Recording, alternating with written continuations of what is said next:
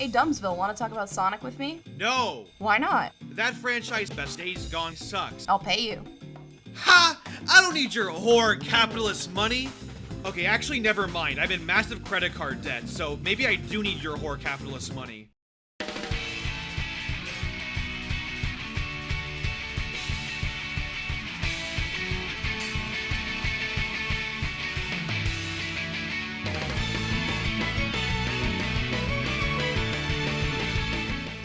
Good morning, Voicemail Nation. Today, me and Dumbsville are here to discuss the differences between the PS2 and Wii versions from the Xbox version of Sonic Unleashed, because there are a lot of them. Before we get into the differences, I want to give a short summary on Sonic Unleashed. Sonic Unleashed was released for the PS2, Wii, and Xbox 360 on November 18, 2008. While the initial reaction to the game was quite critical, most Sonic fans have actually come around to it and view it as one of the better Sonic games. The premise of the game is that upon thinking he's foiled Eggman's plans once again, Sonic had actually fallen right into Eggman's trap.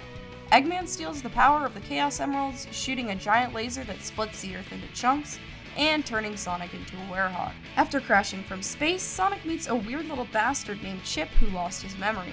The two of them travel the world trying to find out more about Chip and put the pieces of the world back together. Sonic turns into a werehog at night, which means there are two types of stages, day and night. The day stages are your classic Sonic stages, and the night ones are a bit slower and more technical and battle heavy. There are plenty of really nicely done cutscenes throughout the game, which would have been perfect if it weren't for the obnoxious sound of Chip's wings flapping throughout every damn one.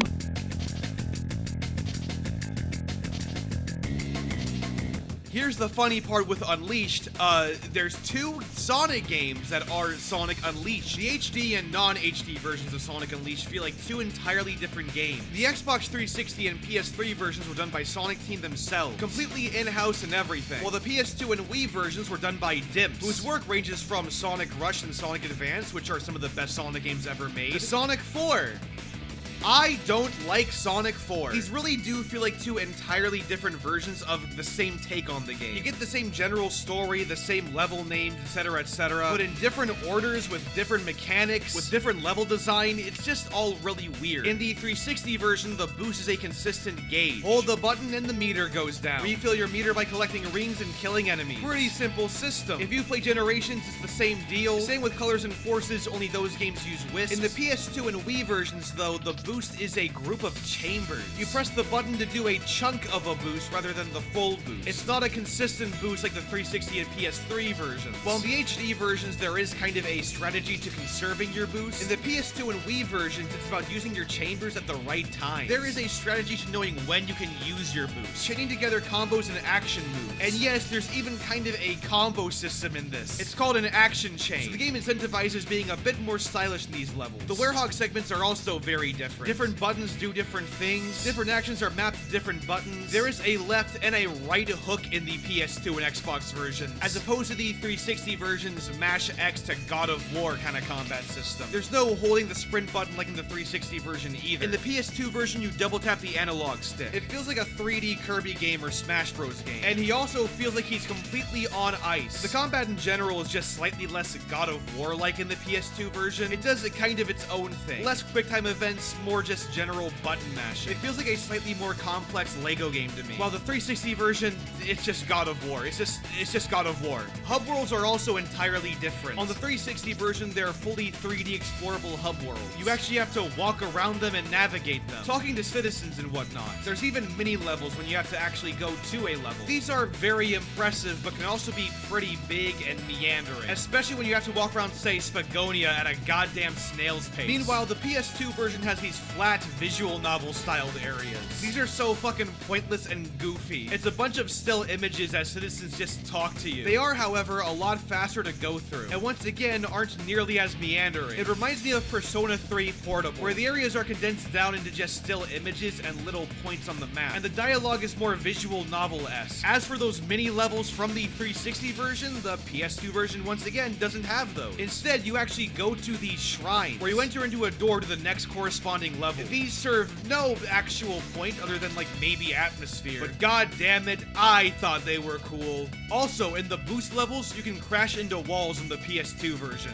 That's kinda funny. Also, the lightspeed button is mapped to the boost button in the PS2 version, and it's immediately given to you. While in the 360 version, it's actually given to you later down the game like a Sonic Adventure upgrade. Also, Sun and Moon medals. 360 version, you have to find them and they're hidden everywhere. PS2 version, they're given to you at the end of the level. There are so many differences, you can argue that these are almost two different games entirely. But which one unleashes its werehog better? Please don't take that out of context. We're about to find out.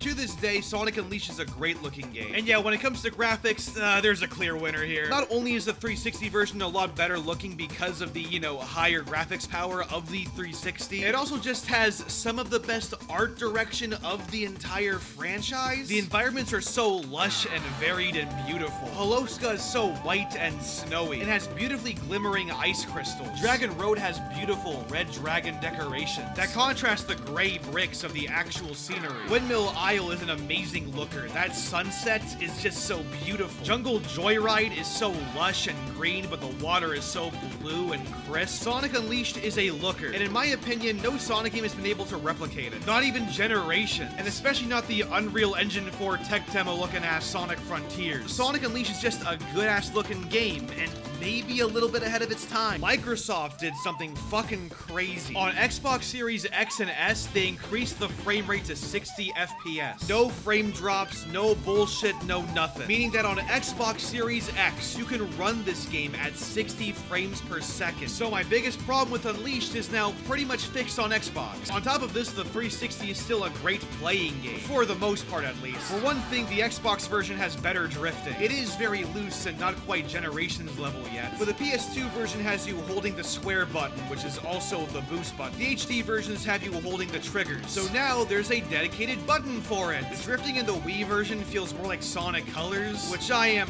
not too big on. I prefer going from a nice drift to a nice boost. It's much easier to go from the triggers to the boost button, chaining your moves together, rather than the lack of control using the same button has. Sonic's base movement in the original game is much better too. He feels pretty stiff in the Wii and PS2 versions when you aren't boosting, while in the HD versions, he's smooth as butter. Overall, with its better presentation, better graphics, better controls, and better level design, it's clear why the HD versions are a winner for quite a few people.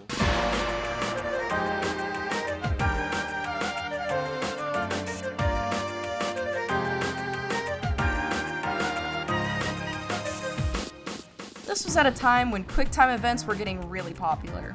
It was early enough that we didn't have a name for that yet. Resident Evil 4 or God of War or Sega decided, you know what, most of the game should rely on that. So after a werehog stage, you'd think you get a Star Fox or Afterburner type stage, but no, that would mean creating something fun. Instead, you get one long QuickTime event. Sega looked at Kingdom Hearts and thought, let's rip off the Heartless, but let's make the gummy ships worse. Why are you like this, Pan? So, gotta win the game.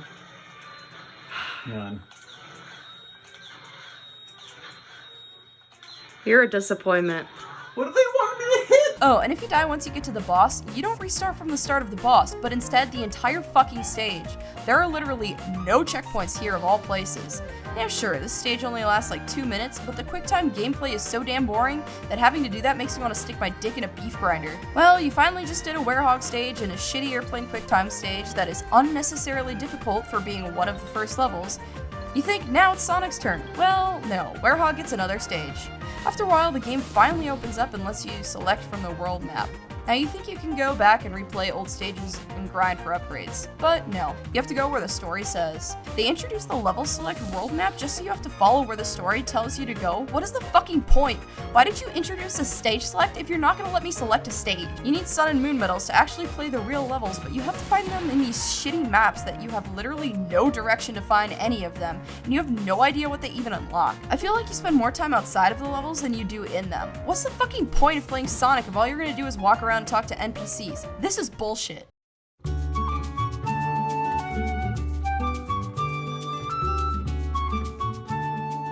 I'd like to take a quick break to thank Project Z for sponsoring today's video.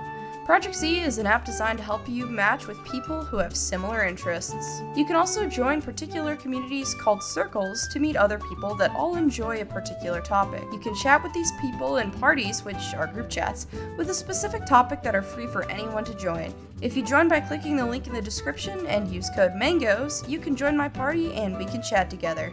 Thanks again to Project Z for sponsoring this video.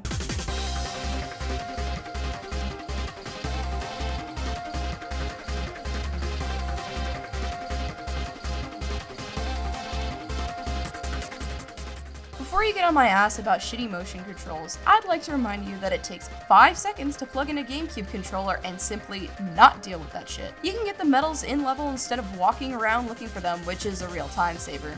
The Werehog stages are also a lot shorter, taking about 5 to 10 minutes instead of the massive 30-minute Xbox ones, which fuck that noise. In general, I also prefer the GameCube controller, but maybe that's just me. What you're supposed to do and how you're supposed to progress is laid out a lot more coherently in this version, whereas in the Xbox version, you're pretty much left to your own devices. It's also much easier to find stages and replay them, if you so choose, than on Xbox. The jumps in Werehog stages in general are a lot less sticky on the Wii version, again, so long as you use a GameCube controller. I cannot stress this enough. Do not play this game with your Wii remote unless you want a constant feeling of irritation to permeate your experience. Overall, the Wii and PS2 versions are more straightforward and a lot more true to the Sonic franchise than the Xbox one.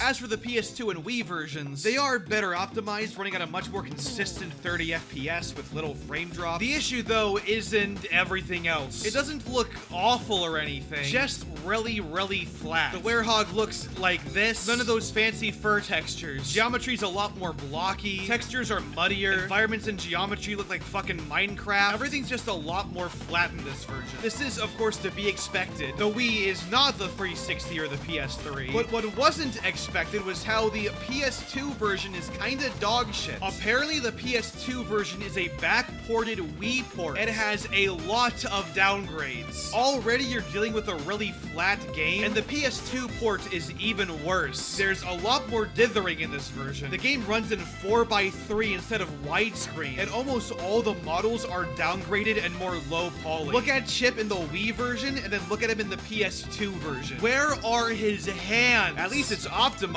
but it does not look good. It is a bad looking game. It is kind of charming just how bad it looks in a very PS2 licensed game kind of way, but there's no hiding it. The PS2 version is just straight up bad. PS2 version more like the PS1 version because these models look like Metal Gear Solid 1. Also, interestingly enough, the cutscenes are super compressed Xbox 360 cutscenes. And man, do they look like it. They're so compressed.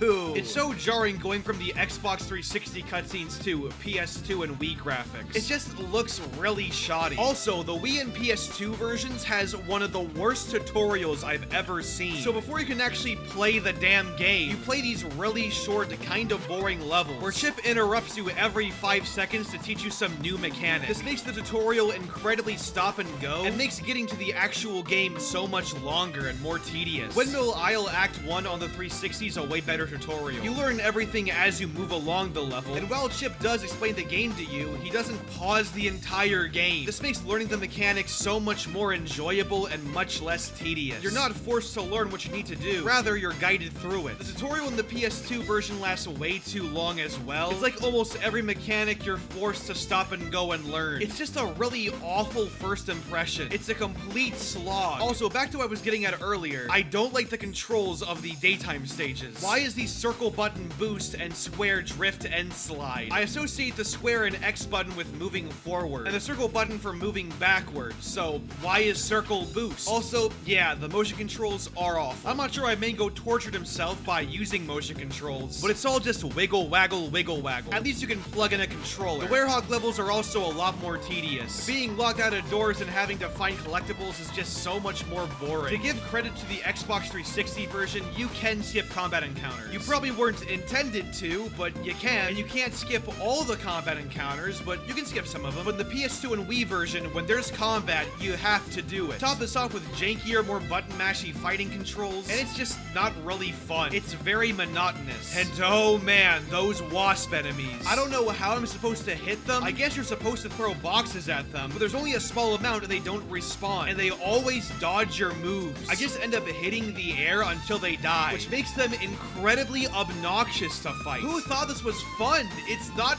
fun. It's fucking annoying. Not to mention, there are entire levels cut out. Like, for example, the entirety of Empire City. No skyscraper scamper or anything, which means there are less levels to enjoy in the Wii version. This does overall devalue the Wii version. It's just straight up missing content. It's just overall a more janky experience. It's very obviously rough around the edges. When it came to adapting the Sonic Rush boost formula to 3D, Dims didn't have quite the same vision Sega did. Whether that was rush development or not, we'll probably never know, but it's weird seeing this refinement from the guys who technically made the boost formula. Or maybe it isn't, because these are the guys who made Sonic 4 after all. These are the guys who made Sonic Lost World on 3DS after all. These are the guys who made Sonic Generations on 3DS after all, which are all very unrefined experiences. Maybe it really was a development thing, but either way, it just has a lot of problems that I can't really get behind. To me, the PS2 and Wii version is just too unrefined. It is surprisingly competent, but also very rough around the edges. And the thing is, I still think the Xbox 360 and PS3 version is a very flawed experience. Unleashed on Wii and PS2 is that, but even more rough. It's somehow even more Sonic Unleashed than Sonic Unleashed, if that makes sense. It is a little bit charming conceptually, seeing a whole different version of the same game, but it never goes above surprisingly competent for me. Overall, it's too many problems. Too many problems that are unleashed on the world.